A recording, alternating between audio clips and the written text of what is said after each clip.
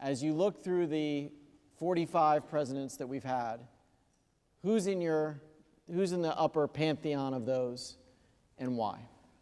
Lincoln you have to put there, because without Lincoln there is no country. I honestly, for all of his problems, think that Jackson fundamentally changed the nature of the democratic experiment. Before him, all power was concentrated in a few hands, and after him, the suffrage was moving. I think Jack Kennedy, if you save us from Armageddon, you get in there, right? It's kind of a basic thing.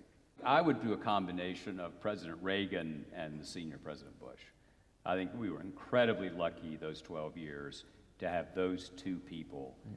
We were able to come through that prolonged crisis whole and victorious, I think because of the two of them. When I matriculated in the Republican Party, there were some standard things that most Republicans believed in. Political parties in this country every 50 years or so transform.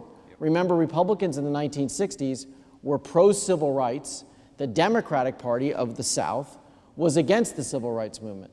So things change over time, and I think what's happening now is we're in the middle of the change, and it's hard to see where we're going to come out the other side. Harry Truman once said that he worried that someday the parties would become all one thing or all the other.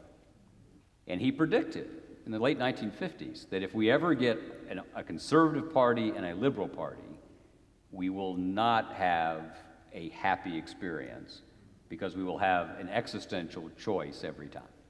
Give us a Jefferson anecdote to close the evening. Well, here's a glimpse behind the curtain. Just leave you this.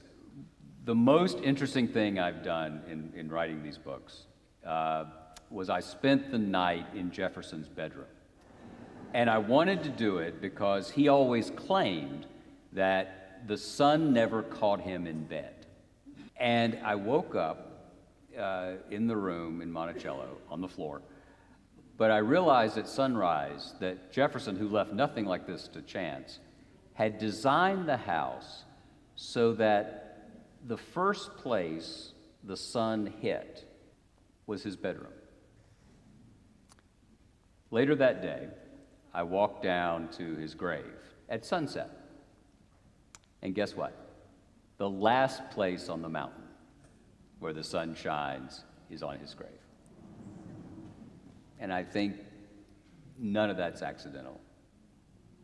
Ladies and gentlemen, Jon Meacham, please give him a round of applause.